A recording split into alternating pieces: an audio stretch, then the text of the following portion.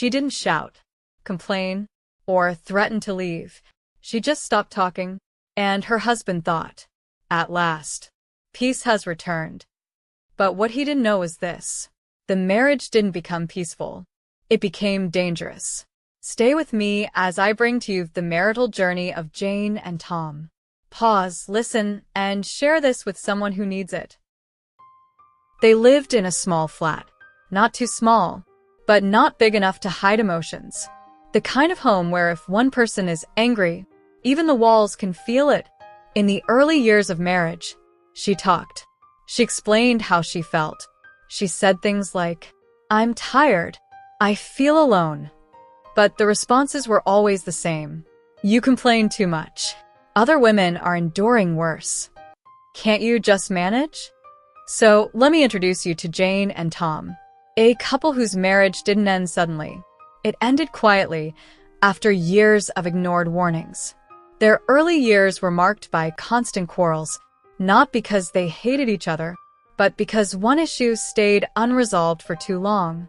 Jane was young, vibrant, and hardworking. So was her husband at the beginning. 2 years into the marriage, Tom lost his job. Jane encouraged him. She asked him to upgrade his skills, to learn something new, to reposition himself, or even start a small business. But what shocked her was this. He wasn't ready to move forward. Excuses replaced action. Days turned to months. Months turned to years. Jane carried the financial burden alone. Bills, rent, food, everything. The pressure mounted.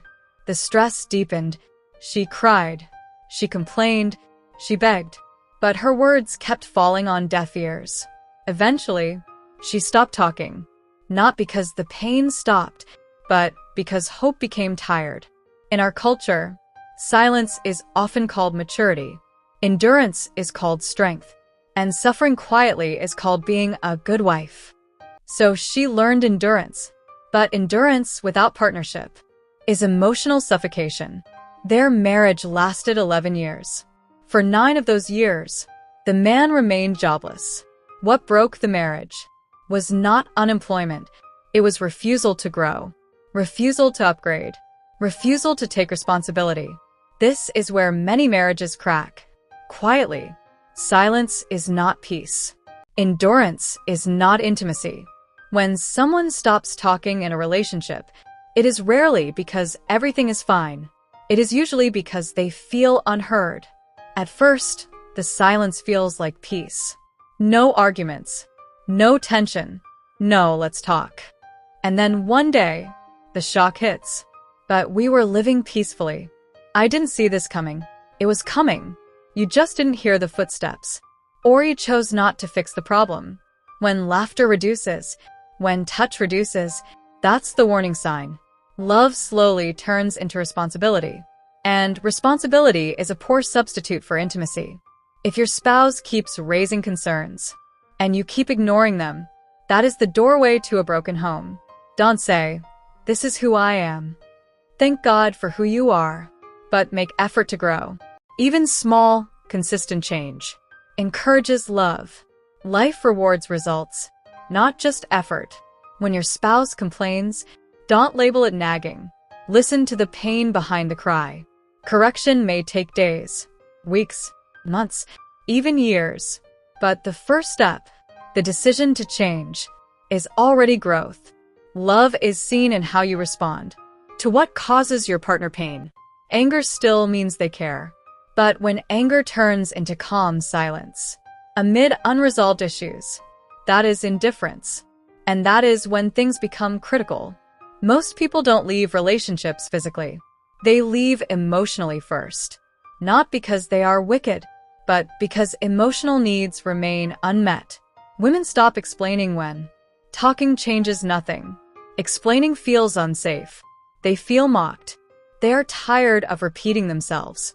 Silence is often the last language of exhaustion.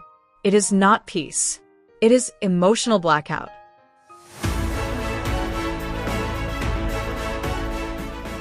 And rightly so. But a man is like a plant. He must keep growing. Financially, emotionally, physically, spiritually. As a family grows, responsibilities naturally increase. A man must continue to develop himself so he can meet the growing financial, emotional, and spiritual needs of the home. When there is no corresponding growth or improvement, the weight of those responsibilities gradually shifts to the woman. Carrying such a heavy burden over time can create intense pressure. For some women, the constant stress and exhaustion turn into frustration and bitterness, which may begin to show through disrespectful words or harsh behavior. Other women respond differently. They remain calm and silent, enduring the pressure quietly for years. But eventually, the emotional weight becomes too much to carry. Without loud arguments or dramatic scenes, they slowly withdraw and sometimes quietly step away from the marriage. This is where many problems in homes truly begin. Let's take a look at this 8 practical corrective steps that can help both men and women restore balance in a growing family. 1. Commit to continuous growth. Marriage and family responsibilities do not remain the same. As life progresses, both husband and wife must continue to grow mentally, financially, emotionally, and spiritually. Growth keeps the family strong and prevents one partner from feeling overwhelmed. 2. Communicate before frustration builds. Many homes begin to break down because important conversations happen too late. Couples should learn to talk about pressures, expectations, and fears before resentment develops. Honest conversations can prevent years of silent pain. 3. Share responsibilities wisely. A family functions best when responsibilities are shared with understanding and flexibility. Financial, emotional, and household duties should not fall entirely on one person. When both partners support each other, the home becomes lighter for everyone. 4. Appreciate each other's efforts. Sometimes the problem is not lack of effort but lack of recognition. A simple thank you, encouragement, or acknowledgement can strengthen a marriage and prevent feelings of being taken for granted. 5. Avoid disrespect and harsh words. Pressure can cause people to speak harshly, but words spoken in anger can damage trust deeply. Both partners should learn to address problems with respect, even when correcting each other. 6. Build financial awareness together. Money pressure is one of the biggest causes of conflict in homes. Couples should plan finances together, set realistic expectations, and support each other in building stability rather than blaming one another. 7.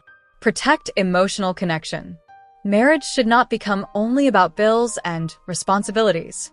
Couples must intentionally create time to reconnect, talk, laugh, and strengthen their friendship. Emotional closeness protects the relationship from growing cold. 8. Strengthen the spiritual foundation. For couples who value faith, spiritual practices such as prayer, reflection, and shared values help guide decisions and restore peace during difficult seasons. A strong spiritual foundation often helps couples endure pressure without turning against each other. And lastly, let me make this clear. A wife is like the flower on a plant. When there is too much heat and too much pressure, the flower begins to wither. And when the flower withers, the beauty of the whole plant fades. Protect your flower. Shield her from unnecessary pressure. Rise to your responsibilities. That is part of the reason God made you the head. Not to dominate, but to protect, nurture, and lead with love. The Bible tells us that love is patient and kind. But patience without communication can slowly turn into emotional distance. Over time, silence can feel like abandonment. God never designed love to survive on silence. If you are the one who stopped talking, your silence may protect your personal peace for a moment, but it will not heal the marriage. Healing begins when we are willing to listen. Listen not just to respond, but to understand, grow, learn, and upgrade yourself. Because real love listens. If this message touched your heart, don't keep it to yourself. Share it with someone who may need to hear it. Subscribe to Restoring Relationships. Like, comment, and share. Because healing truly begins with understanding.